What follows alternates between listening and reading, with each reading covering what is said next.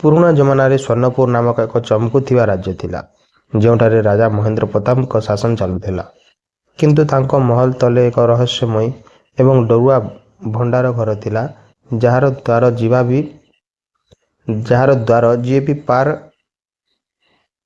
ଯିଏ ବି ପାର କରୁଥିଲା ସେ କେବେ ବି ଫେରିକି ଆସୁନଥିଲା। ଏବଂ ସେତିକିବେଳେ ହଠାତ୍ ରାଜ୍ୟରେ ଏମିତି ଭୟଙ୍କର ଦୁର୍ଭିକ୍ଷ ପଡ଼ିଲା ଯେ ଲୋକେ ଦାନା ପାଇଁ ତରସିଲେ। ଯାହା ପରେ ରାଜା ଘୋଷଣା କଲେ ଯେ କିଏ ବି ସେହି ଅଦୃଶ୍ୟ ଦ୍ୱାରର ରହସ୍ୟ ସମାଧାନ କରି ଜନତାଙ୍କ ଭୋକ ମେଣ୍ଟାଇବ, ତାକୁ ଅଧା ରାଜପାଟ ଏବଂ ରାଜକୁମାରୀଙ୍କ ହାତ ମିଳିବ।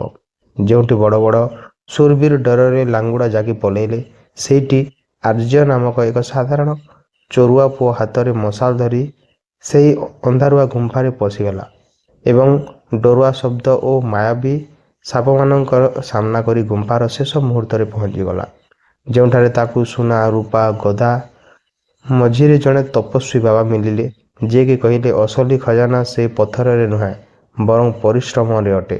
ଏବଂ ସେ ଆର୍ଯ୍ୟକୁ ଏକ ଯାଦୁକରୀ ବିହନ ଦେଲେ, ଯାହାକୁ ଜମିରେ ବୁଣିବା ମାତ୍ରେ ପୂରା ରାଜ୍ୟ ରାତାରାତି ଶସ୍ୟ ଶ୍ୟାମଳ କ୍ଷେତରେ ବଦଳିଗଲା। ଏବଂ ରାଜା ଖୁସି ହୋଇ ଆର୍ଯ୍ୟଙ୍କୁ ନିଜର ଉତ୍ତରାଧିକାରୀ କରିଦେଲେ। କିନ୍ତୁ କାହାଣୀ ଏଠି ଶେଷ ହେଲା ନାହିଁ, କାରଣ ପଡ଼ୋଶୀ ରାଜ୍ୟର ଲୋଭୀ ରାଜା କାଲକେତୁର ମନ ଡୋଲିଗଲା ଏବଂ ସେ ଚତୁରତା ଦେଖାଇଲା ଏବଂ କାଲକେତୁକୁ ସେହି ଡରୁଆ ଗୁମ୍ଫା ଭିତରକୁ ଡାକି ନେଲା, ଯେଉଁଠି ତାକୁ ଖଜାନା ବଦଳରେ ନିଜର ପୁରୁଣା ଖରାପ ସ୍ମୃତି ଏବଂ ପାପର ଛାଇ ଦେଖାଗଲା, ଯେଉଁଥିରେ ତାର ଝାଳ ବୋହିଗଲା ଏବଂ ସେ ଆର୍ଯ୍ୟର ଗୋଡ଼ ତଳେ ପଡ଼ି କ୍ଷମା ମାଗିବାକୁ ଲାଗିଲା। ଶେଷରେ ଆର୍ଯ୍ୟ ବଡ଼ ପଣିଆ ଦେଖାଇ କାଲକେତୁକୁ କ୍ଷମା କରିଦେଲା ଏବଂ ଦୁଇ ରାଜ୍ୟ ମିଶି ଉନ୍ନତିର ପଥ ବାଛିଲେ, ଯାହାଦ୍ୱାରା ପୂରା ଦୁନିଆକୁ ଏହା ବୁଝା ପଡ଼ିଲା କି ଅସଲି ବିଜୟ ଅସ୍ତ୍ରଶସ୍ତ୍ରରେ ନୁହେଁ ବରଂ ବୁଦ୍ଧି ଏବଂ ଭାଇଚାରାରେ ମିଳିଥାଏ। ଏବଂ ସେବେଠାରୁ ସୁବର୍ଣ୍ଣପୁରର ଖୁସିର ଏମିତି ଏକ ସମୟ ଆରମ୍ଭ ହେଲା କି ଲୋକେ ଆଜି ବି ସେହି ଚୋରୁଆ ରାଜାର ଉଦାହରଣ ଦିଅନ୍ତି। ଅନେକ ଶତାବ୍ଦୀ ପୂର୍ବେ ହିମାଳୟର ପାଦଦେଶରେ ଥିବା ଏକ ସମୃଦ୍ଧ ରାଜ୍ୟରେ ପ୍ରତାପ ନାମକ ଜଣେ ଅତ୍ୟନ୍ତ ସାହସୀ ରାଜକୁମାର ବାସ କରୁଥିଲେ, ଯିଏ ଦିନେ ନିଜ ସାମ୍ରାଜ୍ୟକୁ ଏକ ଭୟଙ୍କର ଶତ୍ରୁ କବଳରୁ ରକ୍ଷା କରିବା ପାଇଁ ଏକ ଅଲୌକିକ ତରବାରୀର ସନ୍ଧାନରେ ବାହାରିଲେ। କୁହାଯାଏ ଯେ ସେହି ତରବାରୀଟି ନୀଳାଞ୍ଚଳ ନାମକ ଏକ ଦୁର୍ଗମ ଗୁମ୍ଫା ଭିତରେ ଲୁଚି ରହିଥିଲା ଏବଂ ତାକୁ କେବଳ ସେହି ବ୍ୟକ୍ତି ହାସଲ କରିପାରିବ ଯେ ଜୀବନର ସବୁଠାରୁ ବଡ଼ ଭୟରୁ ଜିତିପାରିବ। ପ୍ରତାପ ସେତେବେଳେ ସେହି ଗୁମ୍ଫା ଆଡ଼କୁ ଅଗ୍ରସର ହେଲେ। ବାଟରେ ତାକୁ ଅନେକ ପ୍ରକାରର ପ୍ରତିବନ୍ଧକର ସାମ୍ନା କରିବାକୁ ପଡ଼ିଲା, ଯେଉଁଠି ବିଷାକ୍ତ କୁହୁଡ଼ି ତ କେଉଁଠି ଆକାଶରୁ ନିଆଁ ବର୍ଷୁଥିବା ପରି ପ୍ରତୀତ ହେଉଥିଲା। କିନ୍ତୁ ସେ ନିଜର ଲକ୍ଷ୍ୟ ପଥକୁ ତିଳେ ହେଲେ ବି ବିଚ୍ୟୁତ ହେଲେ ନାହିଁ। ଯେତେବେଳେ ସେ ଗୁମ୍ଫାର ଶେଷ ପ୍ରାନ୍ତରେ ପହଞ୍ଚିଲେ, ସେଠାରେ ତାକୁ ଏକ ବିଶାଳକାୟ କଳ୍ପିତ ସିଂହର ସାମ୍ନା କରିବାକୁ ପଡ଼ିଲା, ଯିଏ ପ୍ରକୃତରେ ପ୍ରତାପଙ୍କର ନିଜସ୍ୱ ଭୟର ଏକ ମାୟାବୀ ପ୍ରତିଫଳନ ଥିଲା। ପ୍ରତାପ ବୁଝିପାରିଲେ ସେ ସିଂହ ସହିତ ଲଢ଼ିବା ଅପେକ୍ଷା ନିଜ ମନକୁ ଶାନ୍ତ ରଖିବା ଅଧିକ ଜରୁରୀ। ତେଣୁ ସେ ନିଜର ଅସ୍ତ୍ର ତ୍ୟାଗ କରି ଶାନ୍ତ ଭାବେ ଠିଆ ହେଲେ, ଯେମିତି ସେ ନିଜର ଭୟକୁ ସ୍ୱୀକାର କଲେ।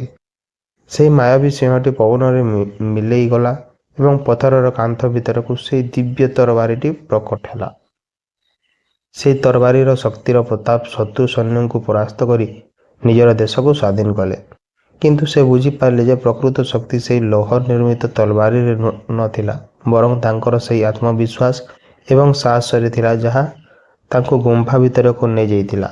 ଏହି ଦୀର୍ଘ କାହାଣୀ ଶିକ୍ଷା ଦିଏ ଯେ ଆମର ସବୁଠାରୁ ବଡ଼ ଶତ୍ରୁ ଆମ ଭିତରେ ହିଁ ଥାଏ ଏବଂ ଯେଉଁଦିନ ଆମେ ଆମର ମନକୁ ଭୟରୁ ଜିତିଯାଉ, ସେଦିନ ସାରା ଦୁନିଆ ଆମ ପାଖରେ ନତମସ୍ତକ ହୁଏ। ବହୁ ପ୍ରାଚୀନ କାଳରେ ସୋମନାଥ ନାମକ ଜଣେ ବହୁତ ପରିଶ୍ରମୀ ଏବଂ ଜ୍ଞାନୀ ବଣିକ ଥିଲେ, ଯିଏ ନିଜର ବାଣିଜ୍ୟ ବ୍ୟବସାୟ ପାଇଁ ବିଶାଳ ସମୁଦ୍ର ମଧ୍ୟରେ ଅନେକ ଦୂରାନ୍ତର ଦେଶ ଭ୍ରମଣ କରୁଥିଲେ। ଦିନେ ଏକ ଭୟଙ୍କର ସାମୁଦ୍ରିକ ଝଡ଼ ଯୋଗୁଁ ତାଙ୍କର ଜାହାଜଟି ନଷ୍ଟ ହୋଇଗଲା ଏବଂ ସେ ପହଞ୍ଚିଗଲେ ଏକ ଅଜ୍ଞାତ ଦ୍ୱୀପରେ, ଯେଉଁଠାରେ ସବୁଆଡ଼େ କେବଳ ଧଳା ବାଲି ଏବଂ ବିଚିତ୍ର ପ୍ରକାରର ଗଛଲତା ଭରି ରହିଥିଲା। ସେଠାରେ ତାଙ୍କର ସାକ୍ଷାତ ହେଲା ସେହି ଦ୍ୱୀପର ଜଣେ ବୁଦ୍ଧ ରକ୍ଷକଙ୍କ ସହ, ଯିଏ କହିଲେ ଯେ ଏହି ଦ୍ୱୀପରୁ ମୁକ୍ତି ପାଇବାକୁ ହେଲେ ତାଙ୍କୁ 7ଟି ଭିନ୍ନ ଭିନ୍ନ ପାହାଡ଼ ପାର ହୋଇ ସେଠାରେ ଥିବା ଜ୍ଞାନର ପେଡ଼ି ଖୋଲିବାକୁ ପଡ଼ିବ। ସୋମନାଥ ପ୍ରଥମ ପାହାଡ଼ରେ ପହଞ୍ଚିଗଲା ବେଳକୁ ତାଙ୍କୁ ପ୍ରଚୁର ସୁନା ରୂପାର ପ୍ରଲୋଭନ ଦେଖାଗଲା, କିନ୍ତୁ ସେ ଲୋଭ ନ କରି ଆଗକୁ ବଢ଼ିଲେ ଦ୍ୱିତୀୟ ଓ ତୃତୀୟ ପାହାଡ଼ରେ ତାଙ୍କୁ ଅନେକ ଭୟଙ୍କର ସ୍ୱପ୍ନ ମାୟାବୀ ଶବ୍ଦ ଶୁଣାଗଲା, ଯାହା ତାଙ୍କ ମନକୁ ବିଚଳିତ କରିବାକୁ ଚେଷ୍ଟା କରୁଥିଲା। ମାତ୍ର ସେ ନିଜର ଏକାଗ୍ରତା ବଳରେ ସେ ସବୁକୁ ଅତିକ୍ରମ କଲେ।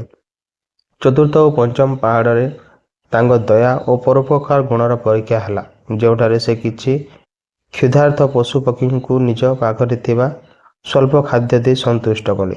ଶେଷରେ ଯେତେବେଳେ ସେ ସପ୍ତମ ପାହାଡ଼ର ଶିଖରରେ ପହଞ୍ଚି ସେ ପେଡ଼ିଟିକୁ ଖୋଲିଲେ, ସେଠାରେ କୌଣସି ହୀରା ନୀଳା ନଥିଲା, ବରଂ ଗୋଟିଏ ଦର୍ପଣ ଥିଲା ଯେଉଁଠାରେ ସେ ନିଜର ପ୍ରତିଫଳନ ଦେଖିଲେ। ସେହି ମୁହୂର୍ତ୍ତରେ ସେ ଅନୁଭବ କଲେ ଯେ ସଂସାରର ସବୁଠାରୁ ବଡ଼ ସମ୍ପତ୍ତି ହେଉଛି ଆତ୍ମଜ୍ଞାନ ଏବଂ ଯିଏ ନିଜକୁ ଚିହ୍ନିପାରେ ସେ ସବୁ କିଛି ଜିତିପାରେ। ସୋମନାଥଙ୍କ ଏହି ସାହସ ଓ ବିଚକ୍ଷଣ ବୁଦ୍ଧିରେ ସନ୍ତୁଷ୍ଟ ହୋଇ ଦ୍ୱୀପର ରକ୍ଷକ ତାଙ୍କୁ ଏକ ନୂଆ ସୁସଜ୍ଜିତ ଜାହାଜ ପ୍ରଦାନ କଲେ ଏବଂ ସେ ନିଜ ଦେଶକୁ ଫେରି ଆସି ଜଣେ ମହାନ ଦାର୍ଶନିକ ଭାବେ ଜୀବନ ଅତିବାହିତ କଲେ। ଏହି ଦିନ କାହାଣୀ ଆମକୁ ଶିକ୍ଷା ଦିଏ ଯେ ବାହ୍ୟ ଜଗତର ସମସ୍ତ ପ୍ରଲୋଭନ ଓ ବାଧାବିଘ୍ନକୁ ଜିତିବା ପାଇଁ ଆତ୍ମବିଶ୍ୱାସ ଏବଂ ସନ୍ତୋଷ ହିଁ ଏକମାତ୍ର ଶ୍ରେଷ୍ଠ ମାର୍ଗ। ପ୍ରାଚୀନ କାଳରେ ମାଧବ ନାମକ ଜଣେ ଅତି ନିପୁଣ ଶିଳ୍ପୀ ଥିଲେ, ଯିଏ ନିଜର ଛେଣି ଓ ହାତୁଡ଼ି ସାହାଯ୍ୟରେ ପଥର ଭିତରେ ଜୀବନ ଭରି ଦେବାର କ୍ଷମତା ରଖୁଥିଲେ। ଦିନେ ରାଜା ତାଙ୍କୁ ସହରର ମୁଖ୍ୟ ଛକର ସ୍ଥାପନ କରିବା ପାଇଁ ଏକ ଅତି ସୁନ୍ଦର ପ୍ରତିମା ଗଢ଼ିବାକୁ ଆଦେଶ ଦେଲେ ଏବଂ ସେଥିପାଇଁ ମାଧବ ଜଙ୍ଗଲକୁ 2ଟି ସମାନ ଆକାରର ବଡ଼ ପଥର ଖଣ୍ଡ ନେଇ ଆସିଲେ। ମାଧବ ଯେତେବେଳେ ପ୍ରଥମ ପଥରଟି ଉପରେ ହାତୁଡ଼ିରେ ଆଘାତ କଲେ, ସେ ପଥରଟି ଭିତରୁ ଏକ ଯନ୍ତ୍ରଣା ଭରା ସ୍ୱର ଶୁଣାଗଲା, ଶିଳ୍ପୀ ମହାଶୟ, ମୋତେ ଦୟାକରି ଛାଡ଼ି ଦିଅନ୍ତୁ, ଏହି ଆଘାତ ମୁଁ ସହ୍ୟ କରିପାରୁନାହିଁ। ମାଧବ ଦୟାଳୁ ଥିଲେ, ତେଣୁ ସେ ପଥରଟିକୁ ଛାଡ଼ି ଦେଇ ଦ୍ୱିତୀୟ ପଥର ଉପରେ କାମ ଆରମ୍ଭ କଲେ। ଦ୍ୱିତୀୟ ପଥରଟି ମଧ୍ୟ ସମାନ କଷ୍ଟ ଅନୁଭବ କଲା, କିନ୍ତୁ ସେ ଜାଣିଥିଲା ଯେ ଏହି କଷ୍ଟ ପରେ ହିଁ ତାର ଭାଗ୍ୟ ବଦଳିବ। ତେଣୁ ସେ ନୀରବର ସହିତ ସମସ୍ତ ଆଘାତ ସହିଗଲା। ଦୀର୍ଘ 1 ମାସ ପରିଶ୍ରମ ପରେ ସେହି ପଥରଟି ଏକ ଅତି ମନୋରମ ଦେବମୂର୍ତ୍ତିରେ ପରିଣତ ହେଲା। ପ୍ରତିଷ୍ଠା ଦିନ ରାଜା ସେହି ସୁନ୍ଦର ମୂର୍ତ୍ତିଟିକୁ ମନ୍ଦିରରେ ସ୍ଥାପନ କଲେ ଏବଂ ପ୍ରଥମ ପଥରଟି ଯିଏ କଷ୍ଟ ସହିବାକୁ ମନା କରିଦେଇଥିଲା, ତାକୁ ମନ୍ଦିର ବାହାର ପାହାଚ ଭାବେ ରଖାଗଲା, ଯେମିତି ଲୋକମାନେ ତା ଉପରେ ଗୋଡ଼ ଦେଇ ଯାଇପାରିବେ। ଏବେ ପ୍ରତିଦିନ ହଜାର ହଜାର ଭକ୍ତ ସେହି ଦ୍ୱିତୀୟ ପଥରକୁ ନିର୍ମିତ ମୂର୍ତ୍ତିକୁ ପୂଜା କଲେ ଏବଂ ପ୍ରଥମ ପଥରକୁ ସମସ୍ତେ ପାଦାଘାତ କରି କାନ୍ଦିବାକୁ ଲାଗିଲେ। ସେ ମୂର୍ତ୍ତିଟି ତାକୁ ବୁଝାଇ କହିଲା, ଯଦି ସେଦିନ ତୁମେ ଶିଳ୍ପୀଙ୍କର ସାମାନ୍ୟ କଷ୍ଟକୁ ସହି ଦେଇଥାନ୍ତ, ତେବେ ଆଜି ତୁମେ ମଧ୍ୟ ପୂଜା ପାଉଥାନ୍ତ। ଏହି ଦୀର୍ଘ କାହାଣୀ ଆମକୁ ଶିକ୍ଷା ଦିଏ ଯେ ଜୀବନରେ ସଫଳତା ପାଇବା ପାଇଁ ଆମକୁ ଆରମ୍ଭରେ କିଛି କଠିନ ପରିଶ୍ରମ ଏବଂ ଯନ୍ତ୍ରଣା ସହିବାକୁ ପଡ଼େ। ଯିଏ ଏହି କଷ୍ଟକୁ ଧୈର୍ଯ୍ୟର ସହ ଗ୍ରହଣ କରେ, ସେହି ଭବିଷ୍ୟତର